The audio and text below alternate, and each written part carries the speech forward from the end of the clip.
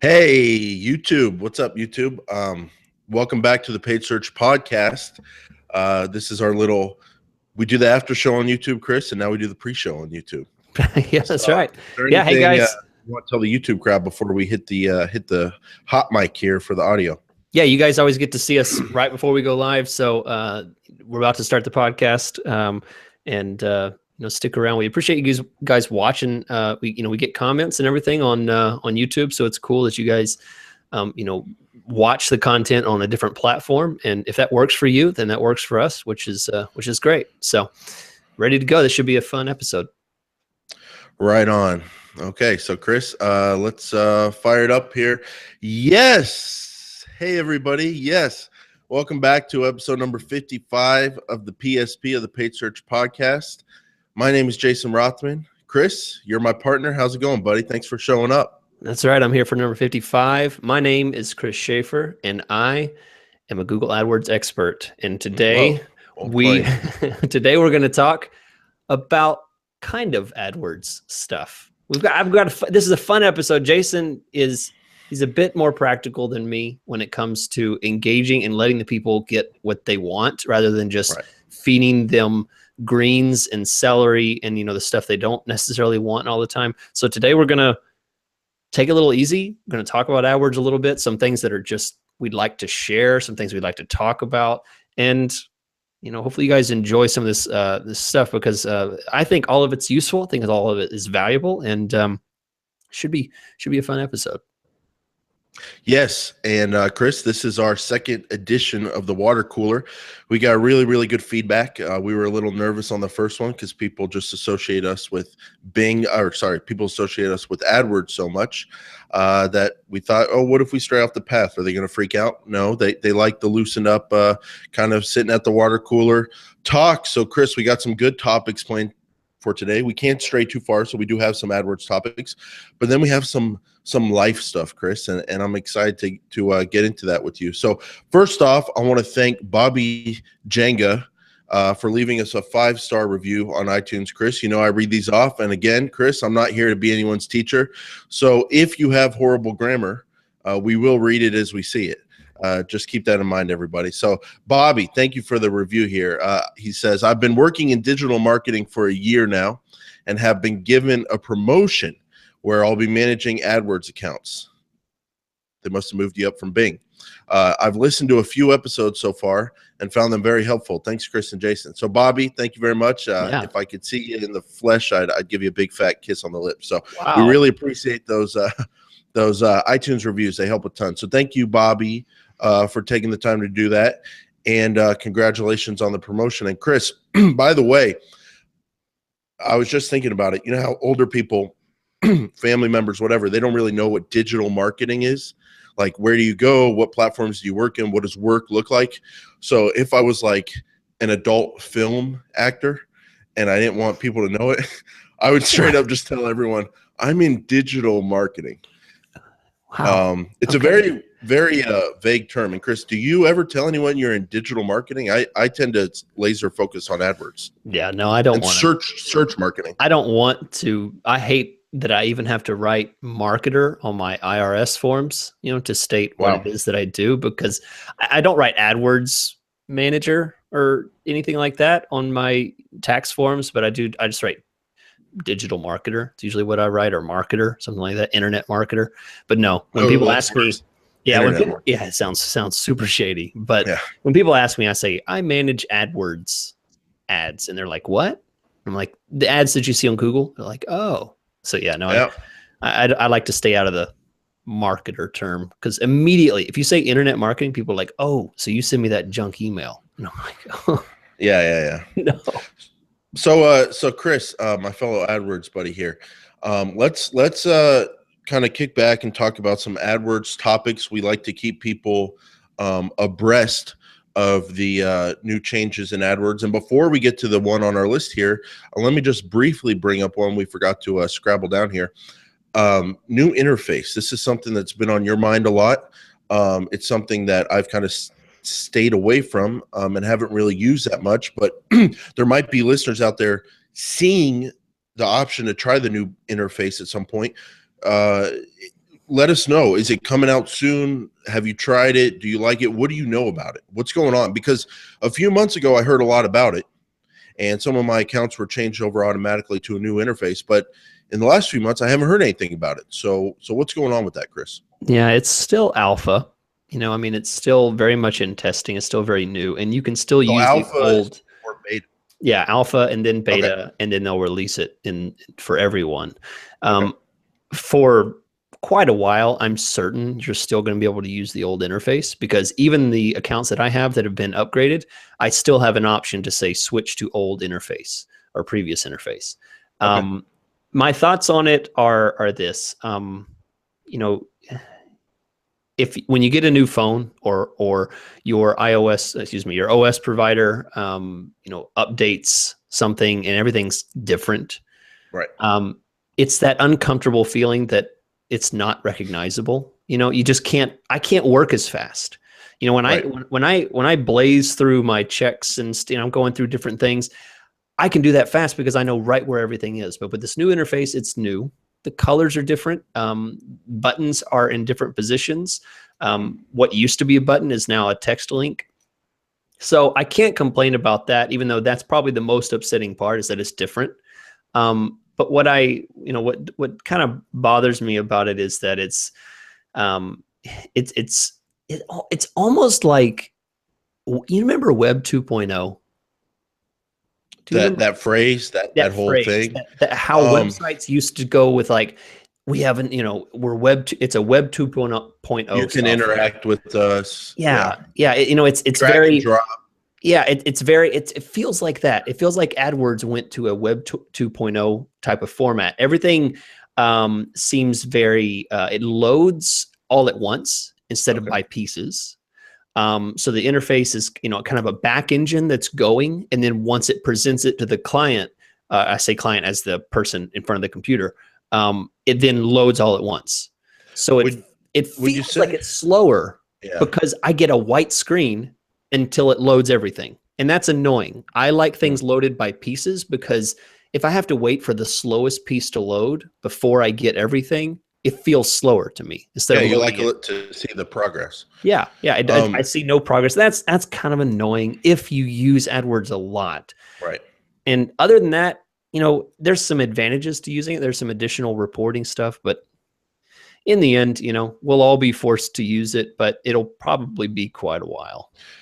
Yeah. Now, is it fair to say it's kind of like a tablety mobile feel to the whole thing? Yeah. Which is a little frustrating on a desktop. So I'm in the same boat as you. I tried it once. I have not used it since. I did not like it. But one of the things I've done in life since I've been working with and around Google for so long is I don't sweat when I don't get upset when they do something, because they're so big and I'm so small that there's nothing I can do about it. So I'm just going to go with the tide. But I love the current interface, Chris. Like, I love it. It is, to me, it's perfect, but I understand that they have their own needs in terms of serving the masses. So it is what it is. But you're right. We'll have to get used to it. But for everyone out there, and maybe, after using it for 2 years, I'll love that. It's hard to know, but I definitely did not like it on my first approach, but that's not really a fair way to judge it. So just for everyone listening out there, try it out. You'll probably be hearing more about it in the next year, and we'll see what happens with it. But for now, we can still use our current interface. So Chris, going into our next little AdWords new change here, this one's actually, I would say, quite significant. Google has updated enhanced cost per click bidding.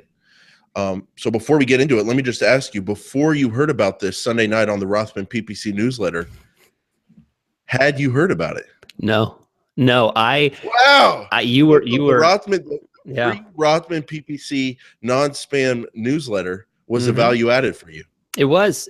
I got it. And what was upsetting is that when I looked at it on my phone in my, the preview window, I thought, you thought it was Jason wrote me an email about this. I was like, that's so random. Why would he write me an email? I mean, I talk to you on Skype or, the podcast all the time. I'm like, why would he go to the trouble write me an email on a Sunday? And then I looked and was like, oh, that jerk. He sent this to everybody.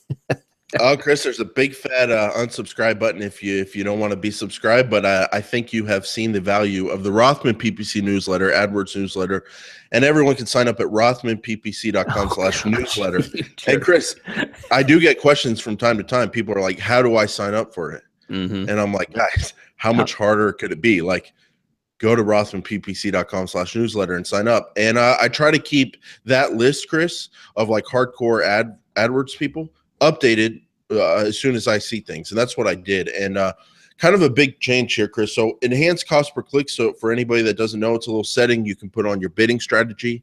I believe also automatic or manual. No matter what you're doing. And in the past, it gave Google the opportunity to increase your bid by up to 30%. And I also was told decrease the bid by down to 30%, based on what Google knew about the user behind the scenes, how likely they were to become a conversion. So if someone, if Google thought this person, oh, they're actually very likely to become a conversion for you, you're giving us the ability to up the bid by 30% automatically. And that's what it was. And Chris, you and I recommended it pretty much for everybody. And now they've changed that. And so, Chris, here's the changes as I read this update, and we'll put a link in our show notes to Google's update. And Chris, I'd like to get your thoughts on these. Google said they're basically going to do three things. One, remove the 30% bid cap. So now they can increase the bid even higher if they want to. And how high that is, we don't know. Second, take into account location and audience, which is demographic conversion performance, to adjust bid. So they're going to look at location performance now and audience, which is demographic performance. But they're not going to look at devices currently. So you still want to do manual device adjustments. And then three, they say they're going to try to respect, that's their language, your manual max cost per click bid, and keep your actual cost per click below your max cost per click over time. So basically, they're removing the cap, the 30% cap, and can go higher, but they're going to still try to keep your max cost per click bid under your actual cost per click under your max bid over time. What do you think about this change, Chris? I like the idea that they can remove the 30, because there are certainly times whenever that a 30% bump is not enough, especially if other advertisers. I mean, between me and you, we both have the same setting checked, right? So imagine we have an ability for both of our AdWords campaigns to increase by 30%, and they're both capped out at that. But I have maybe I have a little bit higher bid than you, but my 30% doesn't get me all the way where I need to be, because most campaigns just automatically have this turned on. I mean, it's just, I recommend it for my clients. So without the cap, now there's a possibility that, my bigger budget would be able to cover that additional push. So, I like that it has more power to do it, because I found that the enhanced CPC bidding works well, and I'm comfortable with it. So, I think that's fine. And this is big. If you're listening and you're like, well, okay, sure, that not any big news. Name the last time Jason and I recommended some kind of automation from Google, from AdWords, that we approve of. I mean, there's very little that Jason and I give AdWords free roam with. And this is a very short list of things that I trust AdWords to do for me. And, enhanced CPC bidding is one of them. So I think it's I think it's good too, Chris. I think it's kind of those one things. It's either going to be good for you and you're going to get better performance, and if you don't like it, you can always turn it off. So it's not going to be a net negative, even if it doesn't work well for you, which it should, because they're just looking at conversion history and helping you make bid adjustments based on that. And just keep a track of your overall cost per conversion, and just make sure your cost per click doesn't get too high. But even if it gets super high on a few clicks that are really good in terms of location and demographic, if those are leading to conversions and your overall cost per conversion goes down, or you get more conversions, that's a net positive. And Chris, one rule of thumb I just thought of in terms of Google automation for people to follow, and I think you'd agree with this, anytime Google's trying to take over automation in terms of the targeting, the audience, you want to be wary. to them saying, oh, let's target people who are like your remarketing list or people who are searching about your city or whatever. You just want to be wary. But anytime they're trying to give you automated help with conversion history, that's kind of like that's always a green light to me, because they look at the conversion histories and their computers work faster than my brain. So I like this change because it has to do with conversion history. Yeah, there's some information Google cannot give out. They cannot share. They can share gender and age, but they can't necessarily share, the history and the likelihood and the affinity for a certain user to click on something, because they know that session's search history, right? They know if a person's all searching within the same 30 seconds, and they know they're searching for this, this, this, and this, and they're like, this trend typically leads to this type of click and this type of conversion. They can make that decision. These are things they can't share with us because they can't give individual results about, this person's search history or, with an IP address, but they can get that and make that decision individually for a person on AdWords. So I think it's great. I'm all for it. So right, and it's just something good you got to be aware of this stuff, even if it's most likely to help. It's good to be aware of it. So go ahead, Chris. Tools. I was going to do a great segue here and just yell out the word tools. Who doesn't like tools, right? This guy. I like automated tools. I've got this running joke with my girlfriend. She's a hands-on, do-it-yourself kind of tool person, and I'm not. And I'm like, I pull out the cash in my pocket and give it to the guy to help me, to do so I can be optimized and not have to stress about that stuff. But I love to look at tools, Chris, and I want one of those red tools, Craftsman tool things in my garage so bad. And she makes fun of me because she's like, you're never going to use it. And I'm like, you never know that. And I love looking at it. So I love looking at tools and digital and I love tools. home improvement. And digital tools, right? I mean, that's what I'm going. I love digital tools. Yeah. Digital tools. I know you do. And I have something for you I want to share. I haven't shared this with Jason yet, and I just came across this like a day or two ago. It's this system. It's a website called twinword.com. And if you go to it, you won't necessarily see what I'm talking about. It's currently a beta at the time. And I got access to it, and I've been testing it a little bit. And here's what it is. Jason, I know that you're frustrated by the Google AdWords keyword tool, right? The keyword planner, as they call it now, because you put AC repair in there, and you get suggested keywords like central AC, AC unit. You would never advertise on these keywords, right? And that certain keywords are just junk, and you have to manually go through and look through these keywords. Okay. And so the tool is somewhat useful, but you still really have to use your brain. And there's a lot of information you have to sort out. Here's where TwinWord comes in. And this will be paid. This is not an advertisement. I'm not getting paid anything. I just love this, and I want to share it with you, Jason, and our listeners who may want to use it in the future. Okay. Right now it's free. But basically there is a slider that you can change and filter out relevance of your keyword suggestions. So it uses the keyword planner, and then you say, you know what, filter out everything that is less than 50% relevant, or they give every keyword a certain relevance, and you can slide it left and right and say, I want only keywords that are at a higher relevance. So when I slide it up, guess what some of the first suggestions are? It's things like furnace repair, AC repair near me, HVAC repair, heating repair, AC service near me. Like these are killer words, right? Right. This is good stuff. This is the kind of stuff that you end up building ad groups around. Or for me, well, I know you do which we're going to talk about this next week, but I build individual ad groups based on these topics and themes. Right. But it doesn't even stop there. You can filter by search volume. I can say, show me the stuff that has the higher search volume only. So I can put a limit. If it has just a little bit of search volume, I can limit, what's shown. I can filter by user intent. User intent.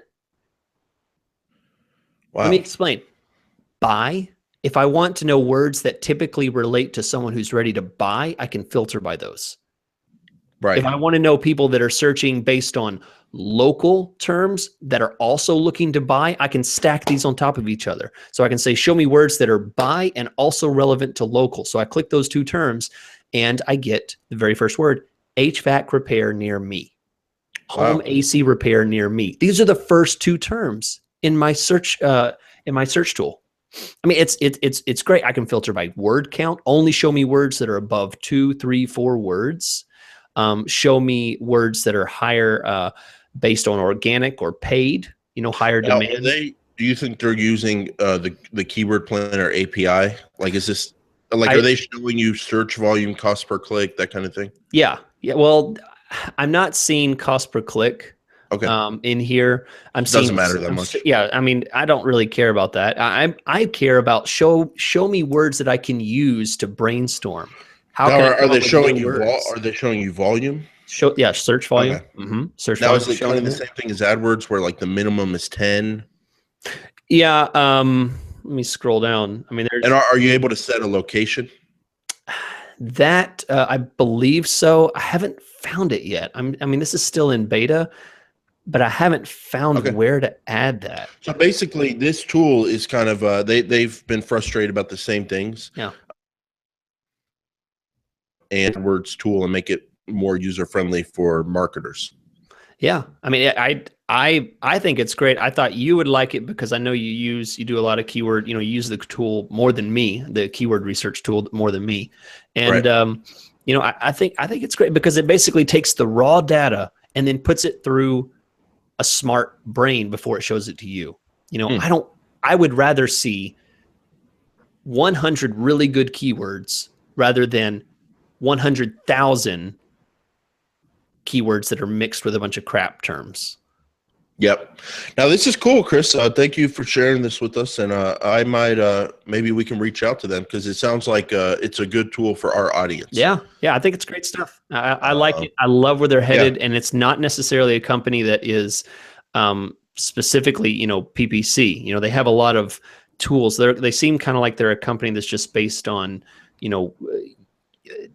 digital tools based on words, language, stuff like that. So it's great. It's great because give everyone the URL they can go to. Twinword.com. It's TWINWORD.com. Okay, cool. And that's what we like to do here. We like to tell you guys about the latest tools we found. Now, Chris, are you going to be implementing this into your next build here? I am. I'm going to use it. I haven't built anything out with it yet, but just putting in a few words. I put the keyword tool right next to the AdWords tool, and I was just like, oh, that's so nice because to be able to filter things out on the fly and sort things and organize things based on pattern, include, exclude, word count, search volume. I mean, it's lovely, wonderful stuff. So, cool. Yeah. Well, Chris, this brings us to the part of the show where, in the classic office setting, the water cooler area, you and me are trying to talk like bros, but then the boss walks in, and so we're like, oh well, we're on a break time, but let's still try to talk about work stuff a little in front of the boss, and not tell you about like what I did that weekend and who I did it with, kind of stuff. Right. But now the boss just walked out, and he got called up to his boss's office. So now it's me and you and a bunch of croissants. And let's really get water cooler talk here, bro, because the bosses are gone. Right. Now, Chris, I guess I'll go first. People love our AdWords advice, Chris, but they salivate for our like freelancer kind of business tips. Yeah. And we hold those a little bit closer to the vest because they're kind of stuff we've worked out and put a lot of time into understanding. But one I can get off my chest here, Chris, and share with people, and I'd love to get your feedback on this and give me some advice on how I can get better on this. For the last few years, Chris, I've done a really, really bad job of giving people free information on the phone. Agency type people, people who want to learn from me, they dangle a little bit of work in front of me, and they sound nice on the phone, and I'm from Oklahoma and we're nice here. And I just start going off and start telling them stuff they want to know about my business model, about prices, about how I do reporting and all that, because they act like, oh, Jason, tell us this stuff so we can select you as our correct freelancer. You're the right guy we're looking for. Show us you're the right guy, and we'll hire you and give you a bunch of money. And so I just answer these questions. But what I've come to realize is a lot of these people are literal scum of the earth, Chris. Like I hate them, and I don't hate anybody, but like I hate these people. I hate them, and I don't even look at them as people anymore, because I can't empathize with someone who's such a piece of scum to fake being nice just to extract information that's super valuable, to get it out of me for free. And so I know they're doing this, but I just fell victim for it again this week. 45 minutes of my time up in smoke, man, giving them, because they dangle the stick of, we're going to send you tons of AdWords accounts. And so sometimes it works out, and I create great partnerships and great relationships, and it's win-win and a bunch of money for everybody, and a bunch of good people to work with. But a lot of times these people act genuine and nice and all this stuff, but I've come to learn they're just trying to extract super valuable information from me, and it screws up my week. It makes me hate these people, and I've become conscious of it, so I do it less, but I still fall victim to it. But I don't think you do. No, because you're older and wiser, and you've been through this game. So how do I get better at this, Chris? And for everyone listening, I'm trying to give you a tip, not to give this advice for free. Because Chris, I know there's people who freelance who have less experience than us, like Pio. She's one of our listeners. And I send her some referrals. She has less experience, but even what she knows at this point, I've seen how, like, some of her results on AdWords, she's doing a great job for her clients. But I can see agency type people calling her the same way they call me and trying to extract information. So the tip for everybody is, don't give all that information away for free.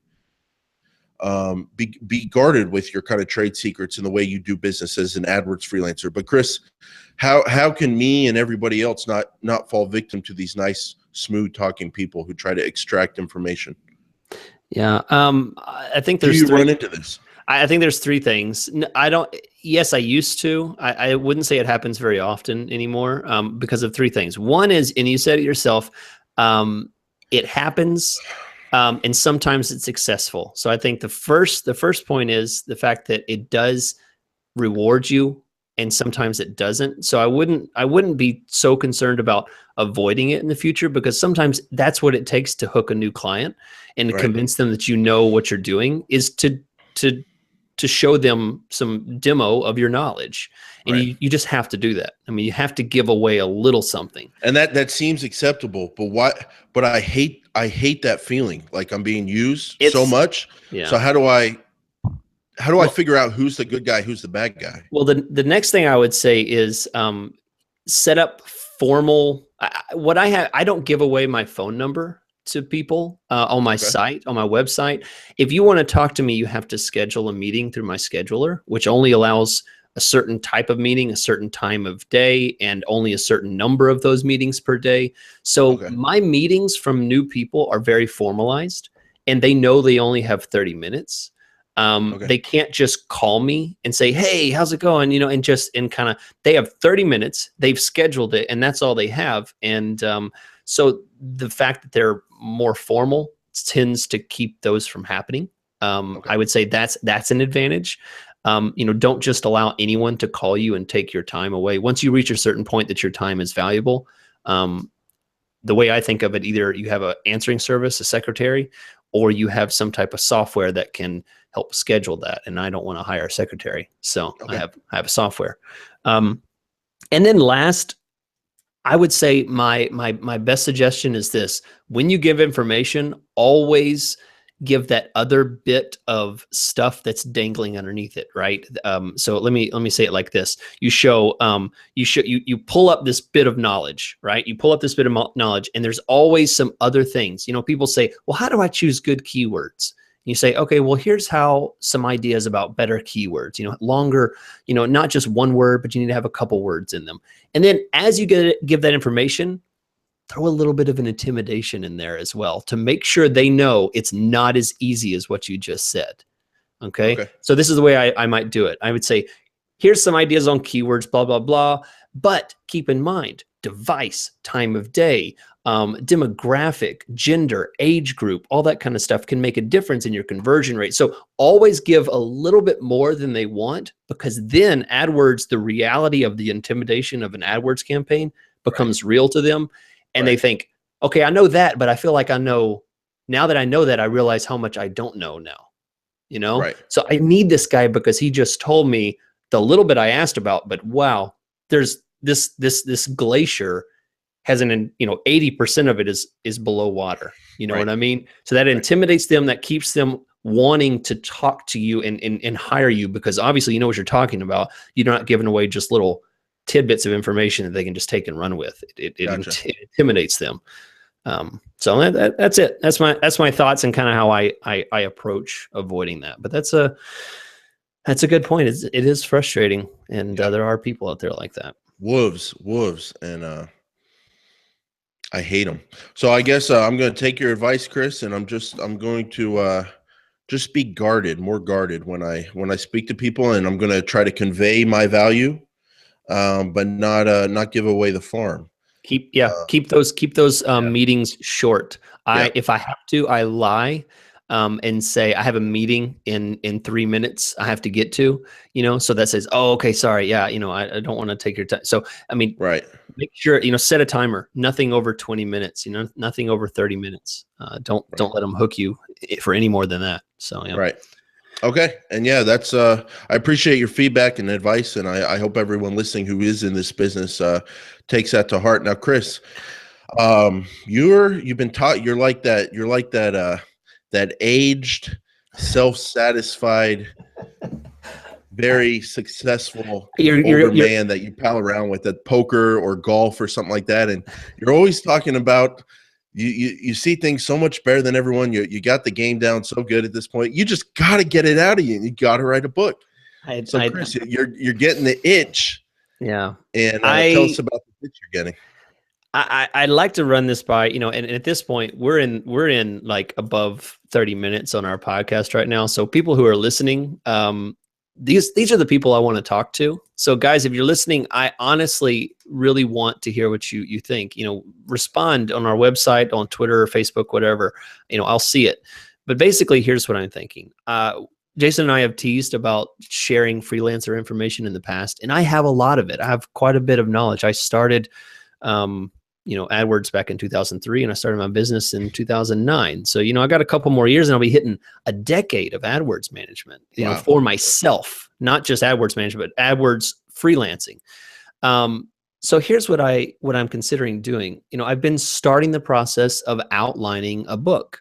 Whenever I'm washing a dish, I think, about this one thing, the little tip or something, and I'll get out my phone and I have a little designated note taking area, and I write down my thoughts about what I'm taking. Sometimes I'll even dictate it to the phone so that I can get all the thoughts out.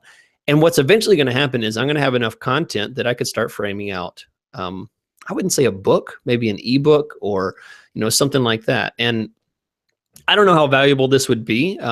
I think this is real information about how I manage my business and how I've gotten to the point that, this is the sole income that I live from. Yeah. People listen to a podcast. I'm honored enough. Your wife is still shocked every day. When I hear her every day when we record, and you're like, honey, the baby's got to be quiet. We're recording. The sound in her voice that says, okay, you're going to do your podcast now. She's shocked that people listen to you, Chris. Yeah, she's annoyed because I have to turn off the AC because I don't want interference in my audio whenever I record. So yeah, I mean, she doesn't see me as that grandfather of Europe listen to you, Chris.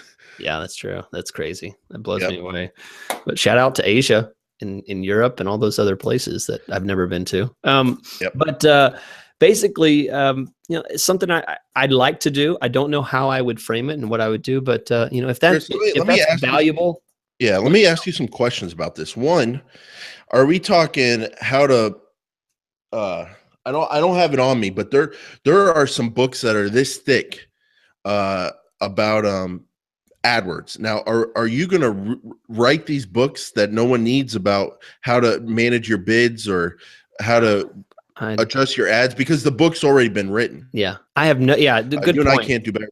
I don't want to. I do not want to write. Yeah, I do not want to write about AdWords. I'm not writing about AdWords. This technical stuff. Yeah, this stuff is about managing and creating a business around the business. Okay. The business of AdWords. Right. I mean, this is Chris, about I think how to find clients, how to talk to clients. What kind of clients you want, what kind of clients you don't. How do you talk about prices? How do you all this kind of stuff. The stuff that most people don't know how to approach. Motivation. Yeah. Now, Chris, this AdWords model, it could also apply to a CPA doing people's taxes. It could apply to Facebook advertisers. It could apply to a therapist. Tons of jobs that you can do as one person. An oil and gas consultant, whatever. Are you going to niche this down to AdWords, or are you going to talk about freelancing in general? Because you could use this business model as an example and give this advice to different industries. Or you could write 2 books. That's a good question. That's a smart thought, but it's harder to market. Yeah, overall. I mean, I know what I know, and this may not apply to different industries. And basically, what I would be writing about is how you can take a small room in your house, or even a corner of your apartment, and start generating income without necessarily being a slave to other people's accounts. How you can find good clients that can continue to pay, and you work with every month. They're happy, you're happy, and you can eventually quit your job. So now, are you worried at all about sharing this wealth of knowledge? Jason, you and I think I've said this before. I don't think I've found anyone that's closer to exactly my business model, or the idea of what I do. And I mean, you and I don't even clash on the same type of clients. Right. I don't consider this ocean of AdWords clients to be so small that I'm concerned about a few more in there. If I can help some people out, and honestly, this is not something that's going to happen tomorrow, or maybe even this year. But once I get to the point that I'm secure enough and I'm ready to share some of this stuff, I've already established it, and it's things that I can help people. And it would be, it wouldn't be free. It'd be something that I would, I'd charge some type of price for the knowledge. But yeah, right. It's well, I'd love to read that book, Chris, and I think you're going to get some positive feedback about that. So I hope you do it. Well, thanks. It's I've been brainstorming, and it's something I've considered. So anyway, I think the boss is walking back. I think the boss walked back in, and he's back in. There's a little lipstick on his collar, and his fly's open. But hey, we're subordinates, so let's not mention that to him and embarrass him. So with that said, let's just take our croissants and walk back out to our little cubes and get back to AdWords work. So everyone, thanks for listening. We just want to let everybody know, as we're recording this audio-wise, we are also on YouTube. And we don't know if we brought that up before, but we do have a YouTube channel. We do put these podcast episodes on video format if that's better for you. You know what I'm saying? And we also have a little bit of extra content on the YouTube channel sometimes. So check that out. You can go to paidsearchpodcast.com, and we have a link to the YouTube channel there. So with that said, we're going to take us out. We'll be back next Monday with another episode of the Paid Search Podcast. So thanks for listening, everybody, and we'll see you then.